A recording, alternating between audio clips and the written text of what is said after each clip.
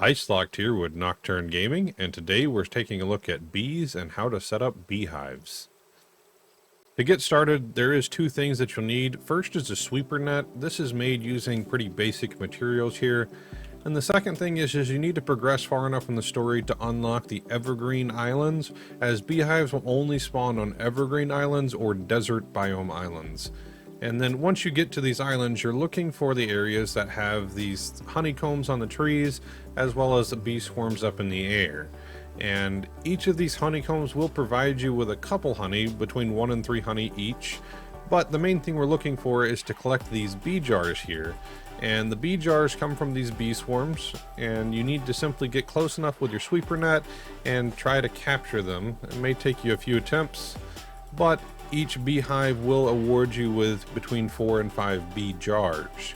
You do need 15 bee jars for each beehive, but each large island like this will have between 4 and 5 swarms. So you'll be able to collect quite a few bees for each evergreen island you find. One other thing to note is if you get too close to the beehives, they can do a small amount of damage to you. It's really not much, but if you're close to dying, it may be worth waiting until you heal up a little before you try to capture these, as it may take you a few swipes. So you know how to collect your bees. Now we need to set up our beehives. To do this, you will need some basic materials to build each beehive. They do require 15 bee jars as well as these basic materials. Then once you place down your beehive, it'll look like this. It's slightly smaller than a tile, but our goal is to transform them from looking like this to looking like this with all of that delicious honey. To do this, we need to plant flowers around our beehives. And there's a couple stages. So first we need to set up a crop box here, and we're going to plant a few flowers in there, and you'll see nothing's happening until we actually water these plants. When that happens, you'll start seeing swarms of bees around your beehives. This means it's active and will start producing honey. But there's a few stages that we need to know. If you have at least 3 flowers here, you'll start producing some honey. But you need at least 6 flowers to be able to produce more honey. So if you have 2 crop boxes with 6 flowers in it, you'll actually produce 2 honey at a time instead of just 1. And then you need 12 flowers to be able to produce 3 honey at a time. Now, let's move on to the next step, which is showing you what the hives look at different stages. So this is our 3 versions of what our honey looks like, with different stages of how many flowers we have. This is if you only have 3 flowers on your crop plot, and it will just have a few drippings of honey, but it will still provide you with a single honeycomb.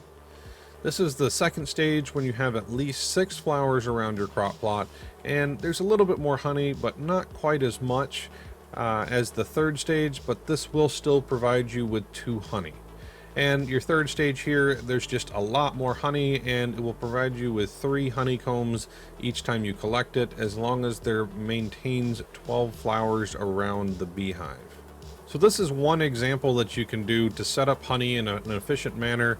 This is using 12 beehives, which will allow you to collect a total of 36 honey per 8 minutes. And you can use the regular small crop planters, but you'll need 4 of them in this area, which is possible. But this is just one example of a setup. Another great way to save space when you're using the hives is using the old shoes that you catch from fishing, as you can place a lot of flowers in a very small area here, and you can put, again, up to 12 hives pretty close to this, and that will allow you to make as much honey as possible in the least area possible. This is one of the more interesting setups you can do, and this allows you to place 16 hives in a 3 tile by 3 tile section. But the trick here is it has to be on the 2nd floor. So if we head down the ladder, we can see underneath that I have a room with hanging crop plot planters. And you could do this using the regular small crop plots, and you can hang them from the ceiling. These count as being in the 1 tile range because these hanging plots count from the area that it connects to the ceiling. So you will be able to plant a lot of flowers underneath. This does protect them from the seagulls, as the seagulls can't get indoors like this. And then all of your hives are still producing as much honey as possible using this basic setup.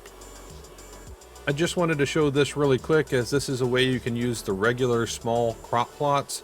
By placing 2 half walls on either side, you can place them on the walls, and this allows you to do the same setup as using the 3 advanced crop plots, as the honey is still producing the maximum amount possible using just this 3 tile by 3 tile section. So this last example is kind of an extreme of what you can do. There's a total of 84 beehives on the ground level here, and this produces 252 honey every 8 minutes. I have no idea why you need that much honey, but hey. So to do this, we're using kind of all of the techniques we've gone through by placing our ring of beehives around the crop plot planters in the middle, and then we can place a secondary row around the outside edge by planting your crops on the walls here. And there's a couple ways to improve upon this if you want to, but the main thing is that we're always trying to keep our flowers in range of our scarecrow.